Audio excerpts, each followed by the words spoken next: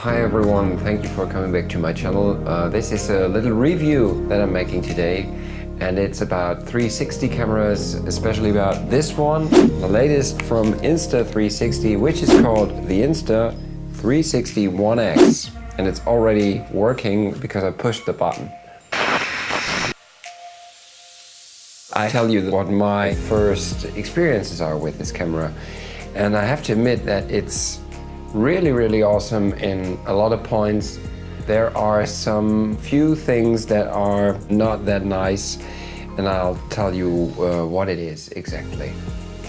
So first things first, this camera comes with a charging cable, of course. It comes with this little bag where you can put it in, but what is always happening to me when I put it in here, from time to time it just happens that I push that button here in the front, and then it automatically turns on and it starts a recording. And it happened to me that I was carrying it around and it was running already for like 10 or 15 minutes, which isn't good for the battery, of course. Battery doesn't last too long. It's rather small.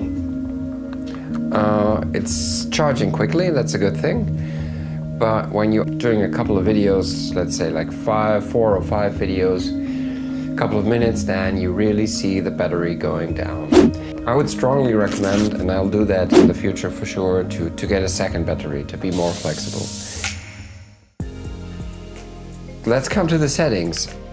Really great, because this small camera, when you operate it, you got a video mode which gives you videos in 5.7K, so almost 6K video. And that is something you can really work with. You get really good 360 videos, really good 360 quality. But the great thing for me as a filmmaker, I think, is that you can use those images for classic 2D filmmaking very well. And you get one camera, you do one shot, let's say like 30 seconds, you move from one point A to one point B, another, and you want to film your own as a vlogger. And that works excellent. So you get a lot of camera perspectives from this one shot.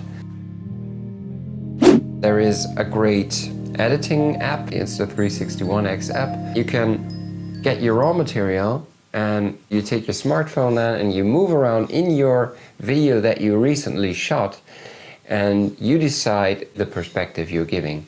And later on you can shrink down that video and edit that video, make it shorter, of course, in a classic editing program. That's really a totally new experience in editing, and that's what I think is the most fascinating thing about this camera for me as a filmmaker. Of course, technically you could do that with older 360 cameras as well, but you have the max is 4K footage and it doesn't look so good.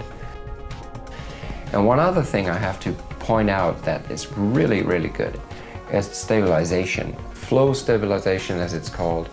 It's really good, it's really well working. So what this camera puts out are really high quality images in 5.7K, and you later on start the app and then you decide within the footage which perspective you choose for your viewer.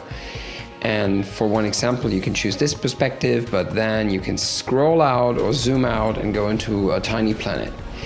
Another cool thing, the formats easily choose between 1:1, 16:9 or 9:16. Here you have the resolutions for each one of these formats. That gives you enormous flexibility for your final material, whether you would like to put it on an Instagram story or on Facebook or on YouTube.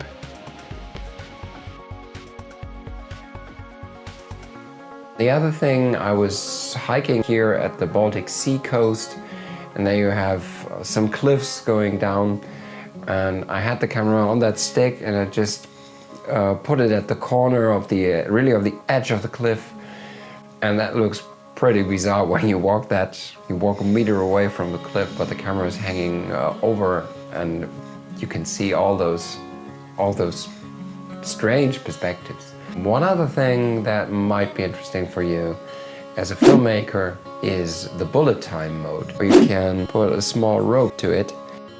You have like 2 meters and you just swing the camera around. Bullet time records a slow motion video, and it almost looks like time is frozen and the camera is still moving around, especially when you move it really, really fast. The thing is, you need very good lighting conditions for that.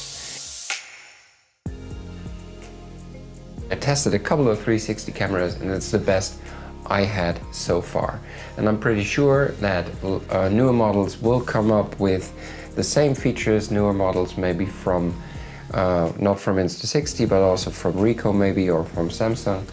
Really excited about their next steps to keep up with this thing. And then it will offer us as filmmakers great possibilities in storytelling, because especially the one thing I want to point out at the end again, that you can film yourself from different perspectives, that you can shoot your point of view, but also turn back the perspective and watch and see yourself while you're moving through a scene. That's the really cool thing about it. And you just need to use a selfie stick, so you always have that feeling that the camera is flying next to you, 2 meters away, that you have, it's almost like a drone shot. This gives us enormous opportunities. Try it out, have a look at the videos. Feel free to comment your experiences with 360 cameras so far. If you have this one, just let me know. I'm very, very keen to know about your experiences with that one. And I'm happy to see you on my channel in the next video.